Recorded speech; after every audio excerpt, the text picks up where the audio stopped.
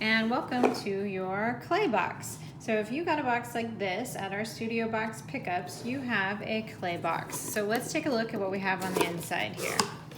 If you unbox your box here, you have some paper instructions, and there are multiple pages here, and I'm going to walk you through those today. You're also going to have a block of clay and a Ziploc bag. You should have 3 clay tools. Yours may look different from mine, so just a variety of 3 tools. And you're gonna have a tool that looks like this, a needle tool. This is a really great tool for all sorts of things. We're gonna be using this a lot. Here are some things that you're gonna need from your house at home. So one of the things you're gonna need is a surface to work on. And I went ahead and grabbed this piece of wax paper, like you might use in your kitchen for baking, but tin foil will work, magazine paper will work, or newspaper, anything like that. Even a baking sheet will work fine. This is just clay. It will be messy, but it does wash off and it's not gonna stain. So that's what we're gonna be working with there. And then you will also need a cup of water. So I've got this little teacup of water here that we're gonna use to make our slip. So here's what's in your box, and here's what you need from home. So the first thing on your instructions is to unbox your box, and we've already done that. Take a look at all of the things that you have. The second step is to plan your sculpture. So whatever it is you're going to make out of the clay, you're going to want to draw a picture of that so that you have a plan. After you draw your picture, you want to think about all the different shapes and pieces that make up this picture that is your plan for your project. So if I'm making this dog, I know that I might need all of these different shapes for my creature that I'm making. And you can make anything you want. Yours doesn't even have to be an animal. It can be anything at all. You have plenty of clay here, so you could make more than one. You can make a couple of small things, or you could make one really big thing. I'm gonna roll this clay into a head and start making my pieces. So I'm gonna use this rolling in my hand technique to try and roll this into a head. You might have little tiny details like ears, like my little dog has. So I'm gonna make these little triangles for my ears. You can pinch the clay and make things into whatever shape you want. So I'm gonna go ahead and make all of my pieces. To make the legs, I'm gonna use a piece of clay and roll what you might think of as a snake, okay? My cat is joining our tutorial here. I'm gonna make a long body for my dog.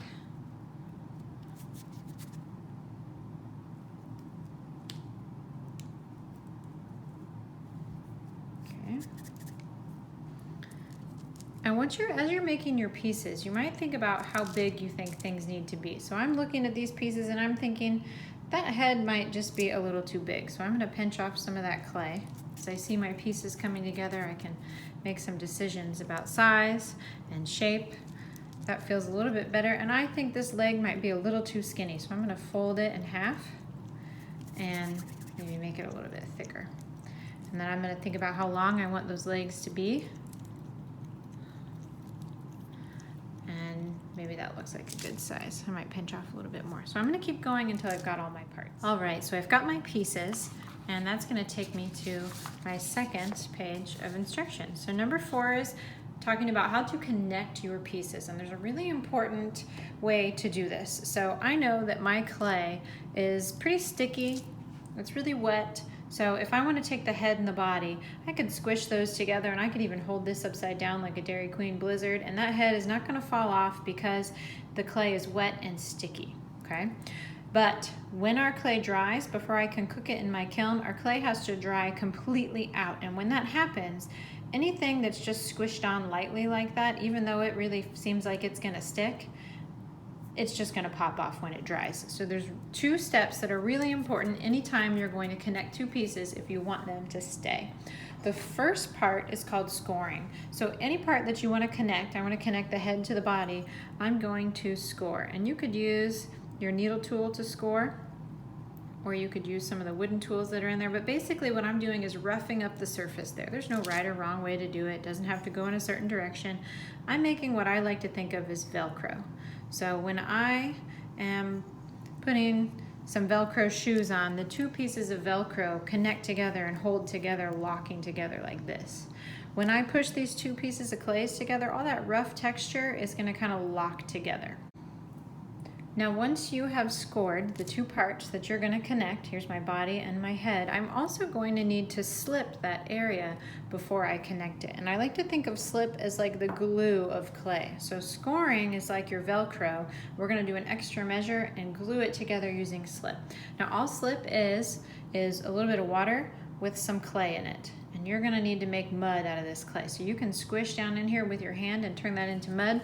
I'm gonna use one of my tools here to really chop it up and stir it and squish it up to the side until I've got some mud. All right, so I've got my slip here.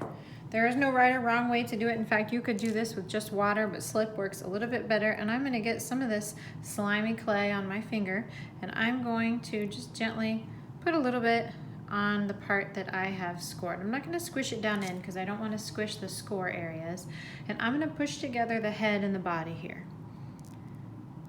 Okay, I'm going to give it a little bit of pressure. And then the last thing I'm going to do is try and create these two pieces into one. So I'm going to use one of my clay tools here. And I'm really going to smooth these two pieces together all the way around to make two different pieces become one. So I'm really squishing them together. I also like to use my hand to smooth it out. So you'll have the head connected to the body.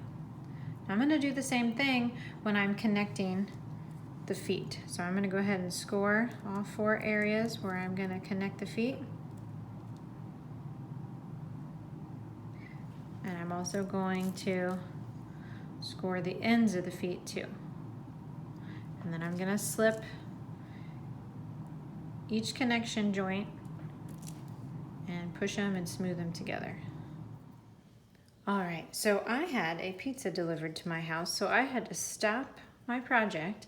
And when this happens to you, when you can't finish your project all in one sitting, it's so important to make sure that you have your project sealed up in your bag nice and tight. Not only the pieces that you're working on, but also any extra clay, because we don't want our clay to dry out. Now I didn't cover my slip because I can just add some more water if it dries out and stir it up. But this takes us to the bottom of this page here that talks about not letting your clay dry out and making sure that it always stays wet by sealing it up in the bag whenever you're not working on it. All right, so I have slip and scored all of my pieces, and I used my tool here to smooth in all of the pieces, and then once I got all of it connected, I used my fingers to try and make a nice smooth surface. I also added some details like these ears, and I added a little nose onto my dog here, and I can kind of reshape this. It got a little squished in my bag to make his nose just the shape that I want it to be. Now I'm gonna use my needle tool, and you could use the other tools too, to draw details on my little dog here. So I'm gonna use my needle tool to make some fur lines. And I could cover his whole body with fur lines if I want. I'm also gonna use this tool to make some lines for his little paws so that he has some toes on each foot. I can also use my tool to draw on some eyes for my dog.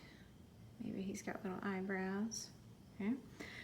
I could do little shapes inside of his ears if I want to. You can illustrate anything on the surface of your sculpture.